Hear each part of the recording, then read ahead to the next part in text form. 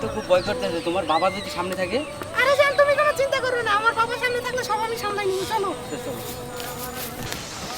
ওই যে তোমার বাবা।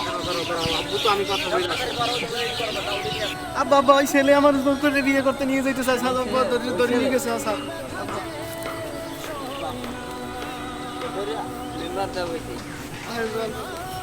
শেফালি, চেয়ারম্যান সাহেব, এ আমার মেয়ে নিয়ে পালাইছে এসে, হাতে নাতে ধরছি, আর আমরা একটা বিচার করিয়া দেন। কি অবস্থা! এরকম তো আগে শুনি না, বর্তমানে কি এরকম হলে তো এলাকা নষ্ট হয়ে যাবে। তোমরা কি আর খাইয়ে দেবে কোনো চান্স পাও না? এইগুলি করো না, আধা দিনের মেয়ে ভাগাই নিতে হবে। এগুলো আগে অনেকদিন দেখা করছে। কবে থেকে এগুলো? চেয়ারম্যান সাহেব, আমি এর মেয়ে আমার ভালো উঠে, আমি এর মেয়ের ভালো উঠে। এটাই যে সব খাওয়া কথা, আমার মাইয়ের পছন্দ করে না। ওই কই মেয়ের দিকে পছন্দ করে না। কি হয়েছে তোমার?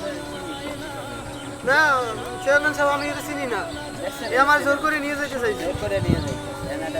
এখন এতে কি বিষয়, কি বিষয় করো আপনারা? আপনারা চেয়ারম্যান সাহেব, আপনারা ভালো জানেন, আপনারা বিশ্ববিদ্যালয়ের মানুষ, আপনারা জানেন। আর আপনার মেয়েদেরও শাসন করতে হয়, ঠিক আছে? মেয়েও সবসময় খেয়াল রাখবেন যে কোথায় কি আমার করে না ভুল করে। হয়েছে, আমি বাসায় নিয়ে শাসন করবো। মেয়ে পাইছেন তো? আচ্ছা, ঠিক আছে। আর ছেলের বিচার করতেছি, ঠিক আছে? এই ছেলে আমাদের হাতে দিয়ে দেন, কি করা লাগে না করা লাগে। আর যদি এই এলাকায় কোন সময় ঠিক আছে তাহলে এক করে চড়ায় দাঁড়াত ভেঙে গেলাম। শেফালি,